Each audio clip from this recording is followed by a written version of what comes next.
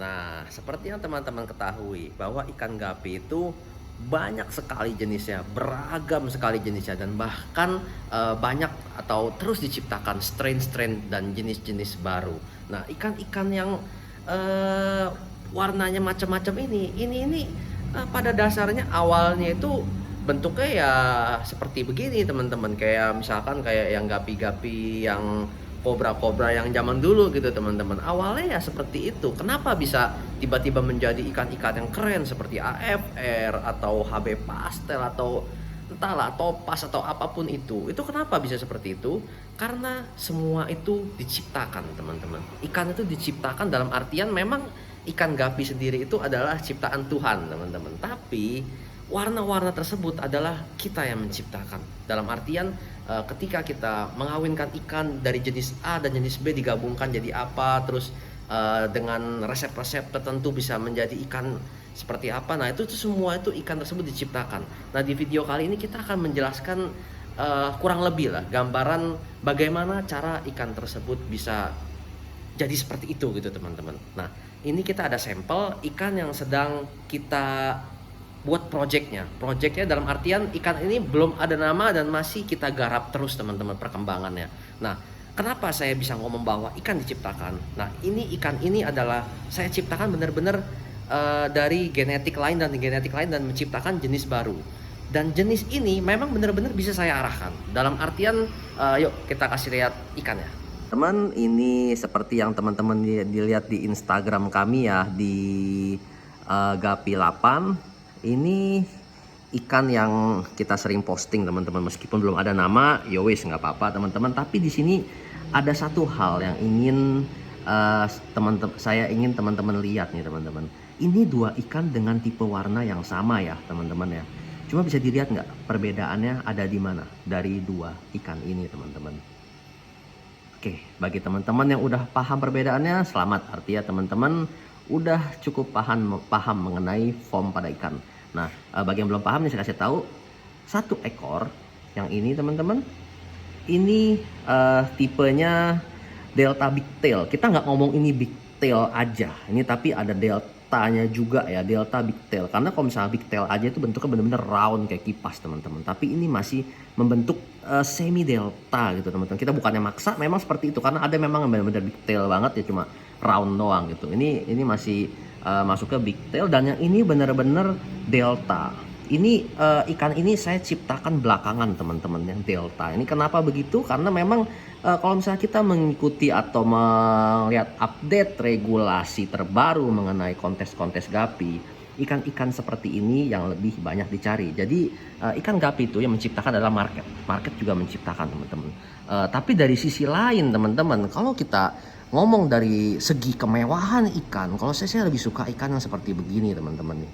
Nah, yang Big Tail ini yang biasa, yang kalau misalkan saya sering-sering posting di Instagram itu yang Big Tail ini loh. Jadi lebih glamour gitu, lebih kesannya lebih wow kalau kita ngelihat. Tapi kalau ini kesannya lebih rapi teman-teman, yang Delta ini.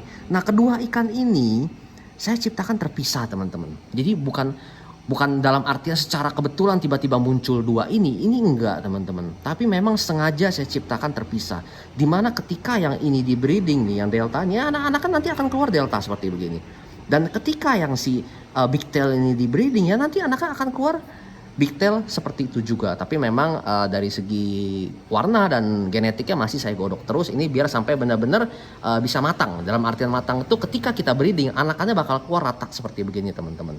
Jadi nggak keluar nggak keluar warna-warna lainnya gitu teman-teman. Akan rata seperti itu yang sedang kita godok untuk mematangkan genetiknya. Nah, terus pertanyaannya gimana sih caranya kok bisa seperti begini? Maksudnya gimana caranya bisa menciptakan sebuah strain seperti begini? Pada awalnya begini teman-teman, saya mempelajari mengenai yang namanya selective breeding. Selective breeding itu dalam artian misalkan kita membudidayakan sepasang ikan. Sepasang ikan ini ketika dia menghasilkan keturunan, anak-anaknya ini pasti dong nggak mungkin 100% sama persis.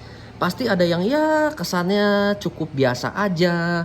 Terus ada yang kesannya ya ini kayaknya lumayan, ada yang bener-bener wow super banget teman-teman. Nah, Ketika teman-teman melihat ikan-ikan yang wow super banget tersebut, ikan-ikan tersebutlah yang nantinya akan teman-teman lanjutkan untuk breeding berikutnya.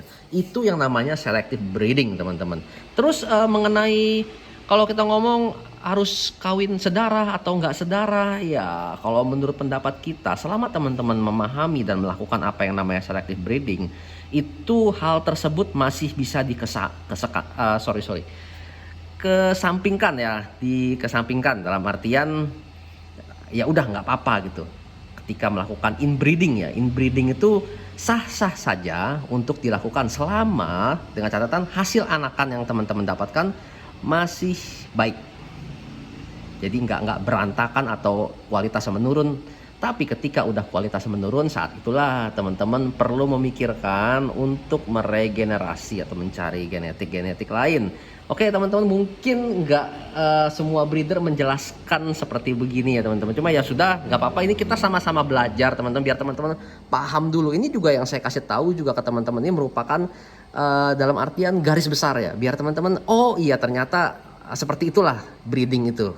Jadi nggak cuma kita buta-butaan breeding, kita beli indukan bagus, dianakin, hasilnya bagus, dianakin lagi ternyata udah jelek gitu. Kita nggak mau seperti gitu. Kita pengen teman-teman belajar agar kita sama-sama bisa menciptakan ikan-ikan yang memang bagus-bagus teman-teman. Nah begitu juga dengan si ini nih, ikan dua ini nih, ini kita juga dari selective breeding teman-teman. Nggak serta-merta tiba-tiba langsung tercipta dua bentuk ini bisa dipisah langsung secara langsung. Ini juga betinanya juga beda ya antara yang ini dan yang ini, bukan berarti digabung jadi satu, karena memang ketika ini dicampur ya pasti berantakan teman-teman.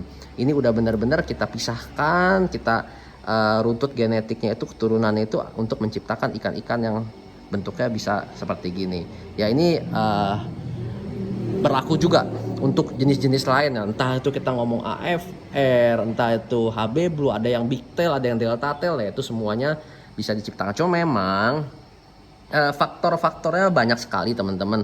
Nggak melulu faktor pengetahuan kita aja, tapi juga pasti ada menyangkut faktor alam dan keberuntungan. Itu udah pasti karena kita bermain dengan yang namanya makhluk hidup, betul teman-teman. Ya kalau makhluk hidup seperti gitu ya. Jadi ini ya meskipun saya paham, tapi ya tetap ada yang namanya keberuntungan di sini teman-teman. Bisa dilihat ya warnanya. Jadi ini mungkin nggak terlalu kelihatan ya birunya itu ya. Kalau misalkan di Instagram tuh kalau teman-teman lihat tuh birunya lebih jelas tuh ya. Ada birunya, mungkin lampunya ini yang kurang ini. Sorry. Jadi harusnya jelas banget sih. Ada biru di badannya itu loh teman-teman. Itu yang membuat dia terlihat seru warnanya gitu teman-teman. Nah, agak kaget ya tadi kejedot. Nah oke teman-teman, kelihatannya segitu dulu teman-teman pembahasan kita mengenai genetik pada ikan gapi. Moga-moga ya teman-teman mendapatkan secara garis besarnya dulu tentang genetik. Nanti akan kita lanjutkan kembali di video-video berikut ya mengenai genetik pada ikan gapi. Oke, terima kasih teman-teman, semoga bermanfaat. Salam Gapi 8.